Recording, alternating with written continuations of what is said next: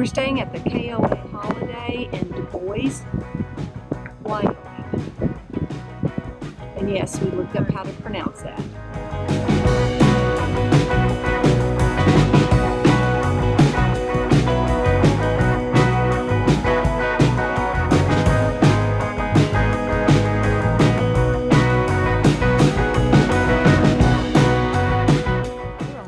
Looks like it's copper.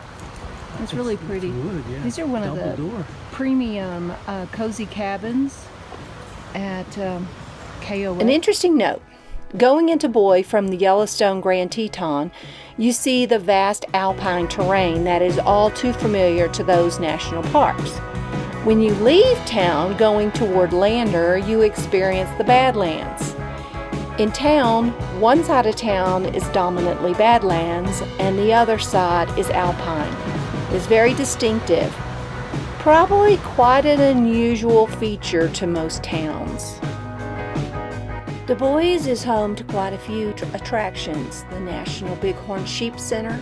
They've got the giant Jackalope Exxon Country Store, the DuBois Museum, Wind River Historical Center, and the National Museum of Military Vehicles. When we arrived in Lander, we decided to stay at the Atlantic City Campground. Last time we stayed at the Big Atlantic Gulch Campground, which is only about a mile down the road. With our pass, we paid $3 a night.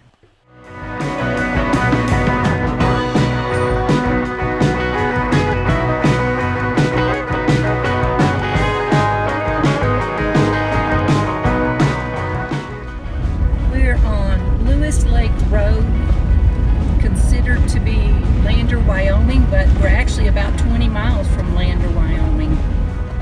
We have seen a lot of dispersed camping here on this road.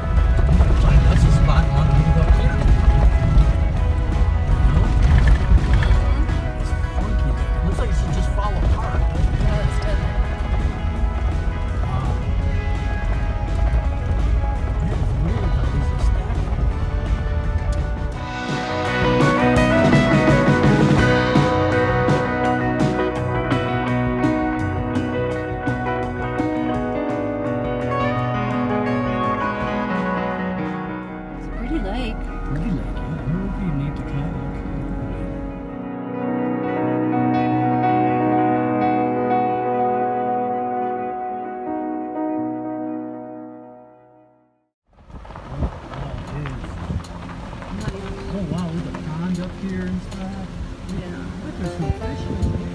There's several people fishing off the banks here.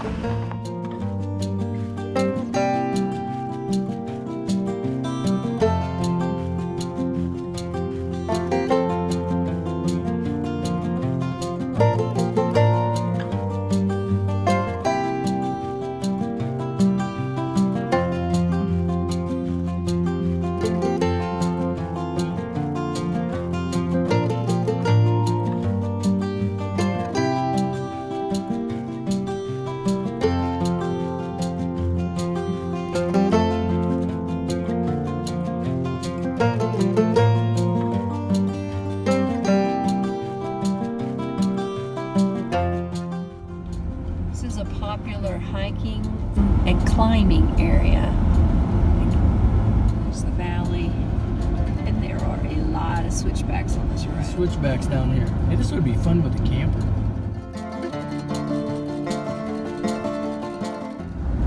Yeah, maybe we should have had the GoPro on. I know, I thought about that earlier. I thought, should have. Should have, would have, could have. Whoa, we got a ways still to go. Long way to go. We're gonna drop about another 1,500 feet or 2,000 feet. Oh, look at the river. Actually, they said it did that. What? It runs into the ground. Oh. And then it comes back out. Okay. And then I guess it comes back out someplace.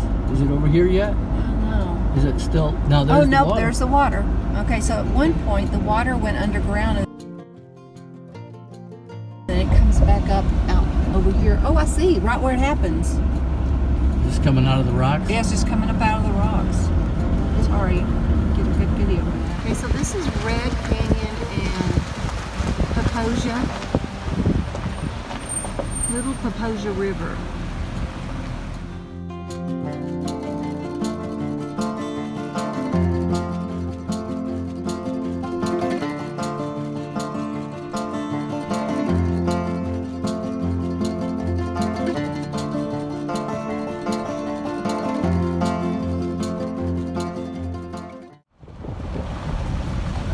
Here's a fixer-upper for Chip and Joanne.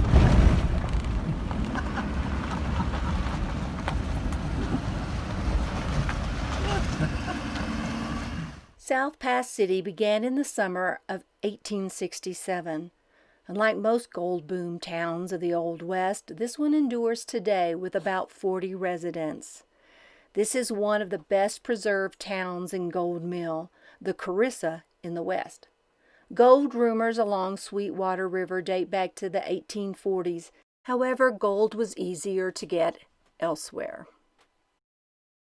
A group of men from the fort, assigned to protect the telegraph wire, the Pony Express stations, and the immigrant trails, found a huge lode known as the Carisso. Later they renamed it the Carissa. There were multiple booms and busts through the late 1800s and into the early 1900s. The mine and original town site of South Pass were taken over by Wyoming and is now a state park. Residents of South Pass live to the east of the original town site. At one time, there was a population of about 3,000 people living in South Pass. Wyoming was the first state to allow women to vote and hold office. That's important to South Pass because William Bright, a senator that represented South Pass, wrote the bill, Council Bill Number 70, and Esther Morris of South Pass was the first woman appointed as a judge. This building was built in 1915 and it is the blacksmith shop. At one time it contained a coal-fired forge. They repaired wagons and horse-drawn equipment.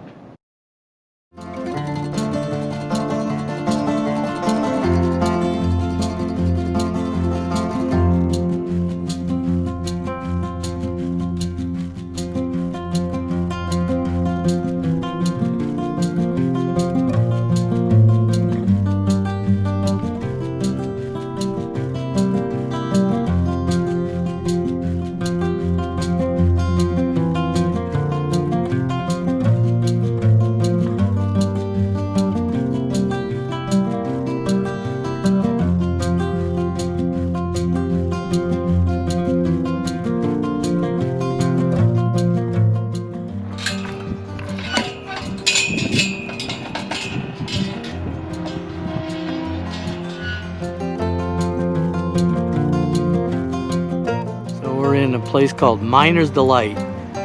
Wasn't much of a mining town, but Bureau of Land Management has preserved a lot of the buildings.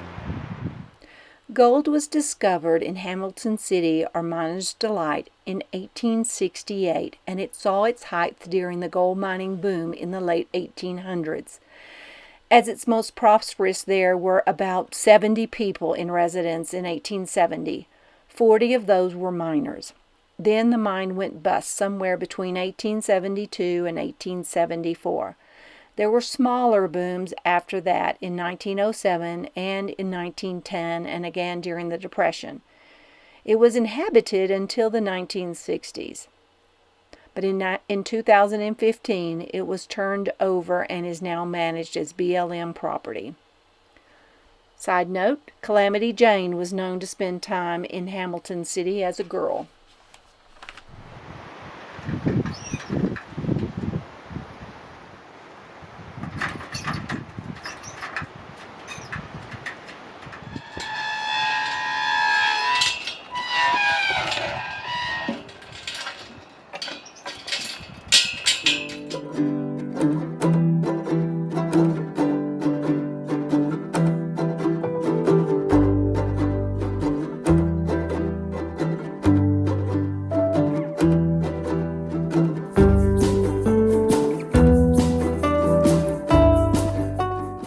Pronghorn is the last of its species. It has a deer-like body and antelope-type rack, but it is neither a deer or an antelope. Pronghorns rely on their speed of upwards of 50 to 60 miles per hour and their keen vision to escape predators.